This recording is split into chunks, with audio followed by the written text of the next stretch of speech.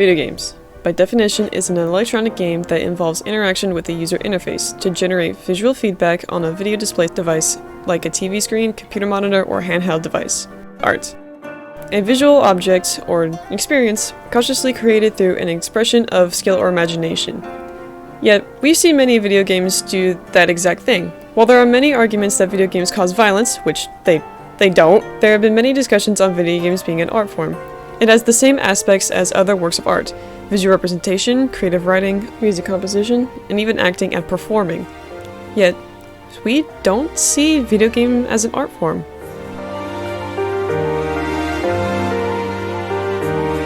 No argument that there are many games that feature unique art style with appealing visuals. Many games strive for a unique art style to make them stick out among the rest. Games like Cuphead went a step further. The game was developed and created with a rubber hose animation style like that of the 1930s. With the added challenge of creating the animations on pen and paper. Because of this, it instantly stood out amongst the other games and making it one of the most well-known games of 2017. The developers were inspired by those cartoons and tell the story of two cops who have to fight their way through Inkwell Isle to collect contracts from runaway debtors from the devil, so he doesn't take their souls after losing a high-stakes bet. Another note with a higher resolution is Dark Souls, a game famous for its difficulty and segmented storyline across 3 separate games in total, with other games following that same narrative. Visually, these games fit into the category of dark fantasy with horrific twisted creatures that the player has to fight. With these 2 games, while in stark contrast to each other within visual aspects, they have a similarity to them. They bring a new style to the table in terms of theme and visuals. Dark Souls at the time was a game that was revolutionary in mechanics and visual representation to add story in the atmosphere. Similar to the style of Gerald Brom, whose art style had the same dark fantasy setting than other artists who have done more fantasy work on the whimsy side. His macabre works have a similar style to the Dark Souls games that hold the same mystery, grotesque, and ominous setting into a work of beauty. Going back into comparing Cuphead and Dark Souls, I do find that their style of writing has a similarity to them. In both games, the player acquires souls or soul contracts to advance to the next level within the area. I'm not saying they're the same, which they're very much not, but the writing for the games are wildly different, which brings me to my next point.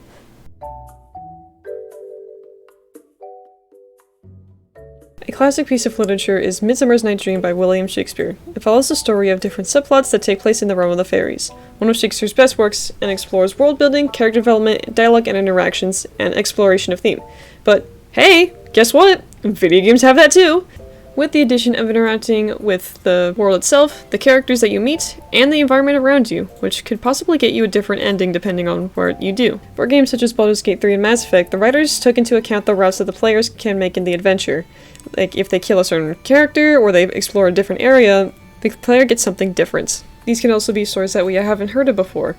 Andrew Klavan of the Daily Wire talks about his first time playing the first Mario Brothers game. An Italian plumber fighting evil mushrooms while he goes off to rescue a princess has got to be one of the most creative and insane ideas I have ever heard. No one would ever write that novel. No one would ever write that movie. I'm sure they were on drugs when they invented it, but I thought still there is something about it that is so wildly creative, so wildly new and modern that I just thought this is amazing. A story that at the time was unheard of, and now we see as a normal thing, or even mundane compared to other games. That still doesn't make them any less exciting despite the simplicity or the need to discover the story later on as you progress through it. Whether there is little writing or there's a lot of writing to the game, it is still a fantastic adventure to pursue. Also, that's a big reason why Baldur's Gate 3 won the Game Awards, because it was something new and exciting. So, yeah.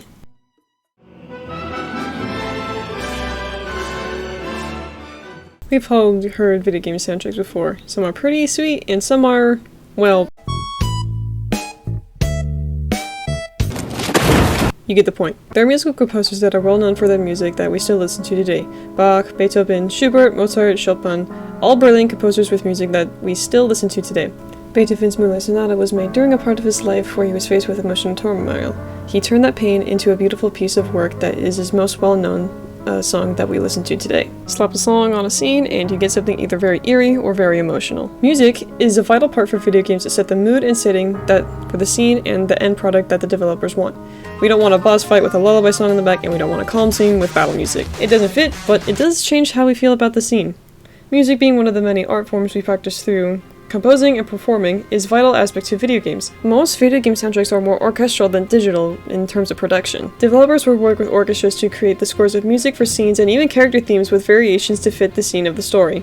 Which isn't the same when it comes to movies and TV shows. The purpose of the music in movies and TVs is to emphasize what the characters are feeling in the show, but it doesn't focus on how you feel as a player.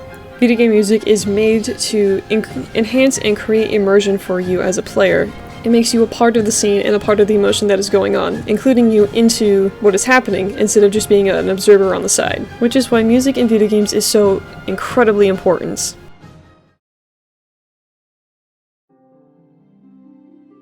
Acting by itself is a form of expression that actors and actresses master and practice for characters. So, why should it be different when it comes to video games? Trick question, it shouldn't. Actors for video games wouldn't have jobs if they weren't good at what they do. Bringing characters to life and giving them a voice is essential for a game to have characters to interact with. Otherwise, players would just be talking to characters, T-posing, and not say anything. Baldur's Gate is a prime example of actors that portray the characters that you meet throughout the story. They have their own quirks, flaws, personalities that we see and develop depending on the path you take. When watching a TV show or movie, you don't get a chance to interact with the characters and you don't get a chance to be a part of the story. But with video games, you can. With games like these, we see different sides of a character and we see different sides of the story that the actor portrays for the character and for the narrative. Even if we don't see the actor on a screen or even as a character, we still see a part of them that is acting their heart and soul out, bringing these characters to life. I've been mentioning major title games so far, but what about indie games? The term indie games comes from the term independent game, or independent developers, which is comprised of a small team that work on the games together. Not like big major companies who have entire teams just for one section of the game. People who share a passion and want to bring an untold story to life in a way that people can be a part of it. In comparison to big title games made by big companies, they have resources to hire big teams. These games are just simple. They don't need to be hyper-realistic, and they don't need to have computer-killing graphics in order to be fun. Games such as Hollow Knight is a game where you learn about what happened to you and what happens in the environments. Inside is also a game that spawns a sort of thinking with the mystery of the events of the plot that left players with theories on what happens.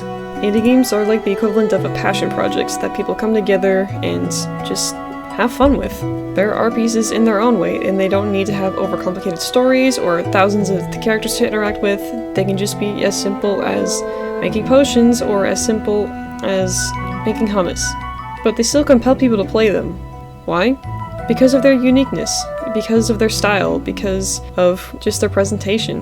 And people appreciate it regardless. The simplicity doesn't take away from the story at all within indie games, and in fact makes them more charming. Whether it's a video game with an art piece or an art piece about a video game, both give a story, but one of them you can be a part of. Many people don't see them as an art form and only think of Da Vinci, Michelangelo as pure art. But if you take the time to just sit down and maybe pick up a video game, then you'll see and understand what it's really about. You can really see the world building that you're in, you can see the characters, and you can really see the level of detail that are put into these games. In fact, video games is a combination between art, music, and storytelling, and I think we should appreciate them more.